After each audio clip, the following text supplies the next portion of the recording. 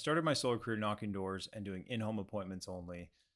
Did about 100 or so deals that way and then switched to virtual, which was intimidating and I was nervous about it.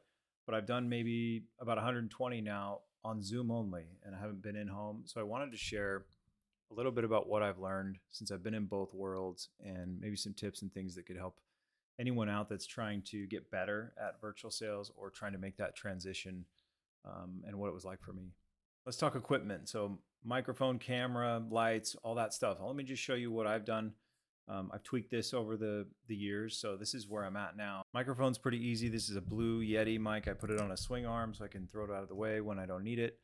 I think it was like 80 bucks. For camera, I would say don't use your laptop camera because it's bad and you can just use your phone. So that's what I do. I use my iPhone, has a really great camera on it. This image right here that you can see is what I use in my Zoom and Google Meet meetings. I use the app Camo. So you just link your phone to this app and you pull that up on your computer and then enable that in Zoom or Google Meet as your camera. I think it's 15 bucks a month for the premium version. I think the free versions give you maybe less resolution or something. I can't remember, but easy way, no excuse to be using a low resolution laptop cam. For lighting, I just use a simple ring light that attaches to my desk, keeps it out of the way. Cheap, easy, they're everywhere, so easy to find. They can see you well now and hear you well, so you're ready to take that first call. If you're meeting with them virtually, you probably haven't met them. You may have never even talked to them. So that's what I would call the discovery call. Here's a good list of questions that are typical on a discovery call. I don't even prepare a proposal for this part. My first contact with a homeowner, I rarely have a proposal ready because at that point, I'm just trying to investigate. I want to be ready with a proposal that has everything ready based on our discussion from the discovery call. So I'll take 15, 20 minutes with a homeowner and try to find out everything about their usage, about their future usage, about their daytime to nighttime use. I want to know about the roof. Like these questions lay out here. I might not go over them exactly, but you get used to looking at a home and seeing, what factors might go into that installation. The discovery call sets the tone. I mean, it's a great way to show them that you listen. I think that's what I try to focus on the most is I'm gathering information, but I'm really setting a vibe between us that says, hey, I can hear what you're really after here and I understand it and I'm going to come up with something that matches that. So in the end, the goal of this initial call, which typically isn't on Zoom, I usually don't force Zoom unless I can tell that they are ready to do that and understand how to do it and have done it before. So we'll have this first conversation on the phone and then I'll set an appointment. That's the main goal. Just like if you were knocking doors, you're trying to set a return appointment so you can come close that and pitch the actual deal and hopefully sign and move the thing forward. So I'm gathering the info from those discovery questions, setting a good vibe of communication, and then I'm getting an appointment where I'm going to be ready.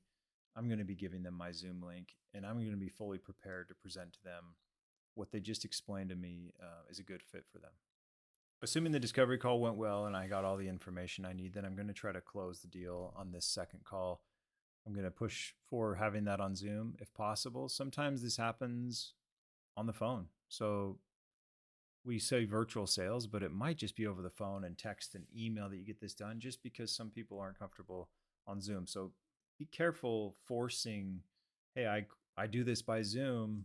Let's figure out how to get you on Zoom. You don't necessarily need to do that.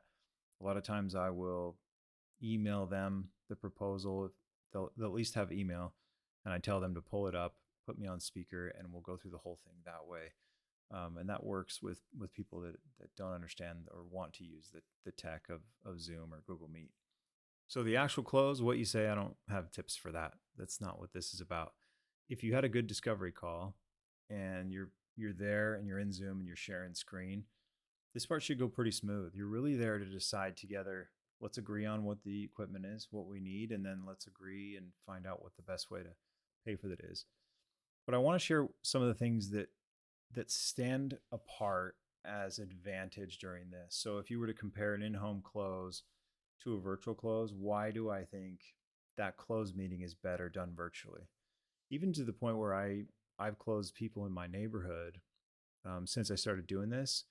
And I did not go to their house. And it's not just because I didn't want to, it's because the method of sharing screen and what you can share and the things you have at your fingertips is just a little bit easier to show and demonstrate over Zoom. You're still building trust at this point. You're meeting with them. Let's say you're in home, you've got the proposal and their utility bill, you present it to them. Now they have questions. So in home, they ask you, hey, we're adding a water heater. Actually, we're going to get an electric water heater. How many panels do we need? And in home, you'd be like, okay, 3 panels. You just come up with something. And if they don't trust you, that's too bad. Well, virtually, you pull up the calculator. Have a water heater and an EV calculator ready to go in a browser tab and say, oh, cool, you're going to do that. How big do you think the water heater is going to be? How often you're going to run it? That's going to be this many kilowatt hours. That's this many panels. Off we go. You start to do that a few times on one of these calls, and you can feel them come to your side. If they're getting multiple bids and they've had in-home bids, you can really shine this way and just show yourself as someone that's really got this all figured out and dialed in. So the ability to pull up resources, and even if you don't have them ready, I mean, I have this list here that's 50 deep on things they might ask. But if I don't know, let's go on Google and ask. I've had random questions where I say, hey, I don't know.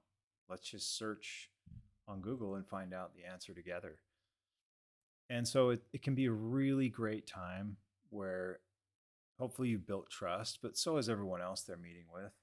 This will really set you apart from everyone else as someone that's really done their homework and is really looking to find solutions for them based on what their questions are.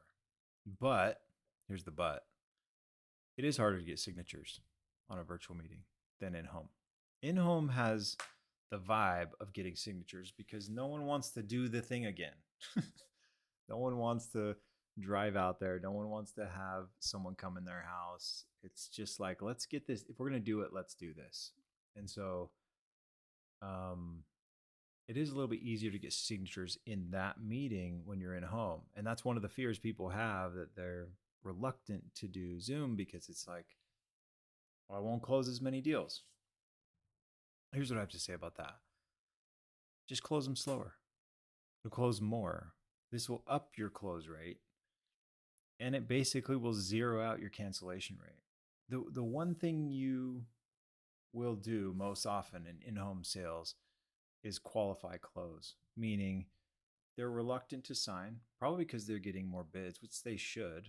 They should be getting 3 proposals and meeting with 3 companies.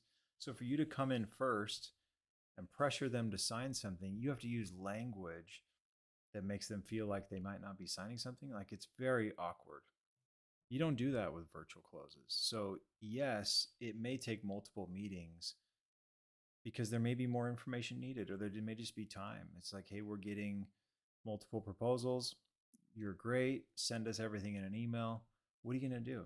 I mean, that's the right thing to do for them and you. So virtual sales does require another level of follow-up. I think it's really important to understand that your pipeline of who you're working with typically is stretched more than when you do in-home sales. So you might hold people and communicate with them for months sometimes before you close them, because that's the kind of people they are. You wouldn't have closed them in home, or maybe you would have pushed them into closing and then they would have canceled. So all those that cancel on you, imagine now, man, all those people that canceled on me, if I'd have done this slower and more professionally and maybe virtually, then maybe I would have closed them, just not the day I met them.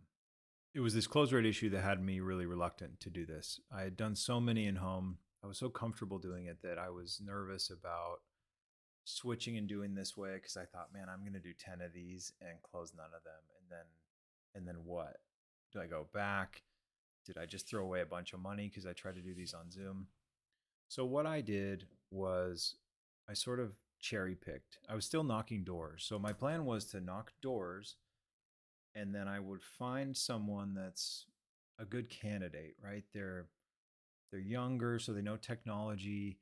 They might really like the idea of a Zoom meeting. So I started to say that on the doors, like, hey, I can come back here, we can do this. If you guys want to get on Zoom, I can do that too. And then if anybody sort of reacted to that, like, hey, Zoom would be great, then that's when I would practice with them. So don't just go from in home to virtual and just like completely go from one to the other. I say transition, find those people that like the idea. You'll just meet people that like the idea of, oh, yeah, that'd be easier, more convenient for us. We really don't want you in your house. You're weird. That kind of stuff. Find those people, sell them through Zoom and practice that way. And then you start to get comfortable and you realize, and this is really great for me and actually really great for them. And I started to realize like my presentations are better than they've ever been, more thorough, and they're actually pretty quick. I didn't drive anywhere. An hour long meeting is uncommon, but I remember in home meetings that were very long. If you're already in virtual solar sales, hopefully this gave you a few tips. I didn't go into a ton of detail. This is just kind of where I'm at right now after a couple of years. More, I wanted to speak to those that are still doing in-home appointments that are worried about making that transition and losing that sort of in-home vibe. The trade-off is higher efficiency. Obviously, the vibe question is you get a boost in credibility because you're able to answer questions more in depth, as I described. So you might not have that vibe, but you'll still create a vibe as someone that can be trusted and really knows what they're doing. And then scalability. If you're looking to make a career out of this, like I am, do this another couple decades if we can, which I think we can, then why not set yourself up to do it everywhere, right? Pennsylvania and Florida and Illinois and all these different places that are great spots right now. You could be working there. So then it just becomes, how do I get in touch with those homeowners? How do I reach them? Which should be our focus. I do mentor people if you're interested in learning how to do this or how to do it better. It's so easy because, well, in home you would, you go with the other solar person that's going to close and you listen. You can't really take notes. It might smell weird. There might be a weird pet or something might be going on. There's music playing. People are fighting. If you've done it for a while, you've seen all the things. But in Zoom, you just join, turn your camera off, turn the mic off, take notes. No one knows you're there. No one cares. And you can do that as much as you want. So the training on this topic on how to do virtual sales is super easy to execute. So let me know if you're interested. I can help you out.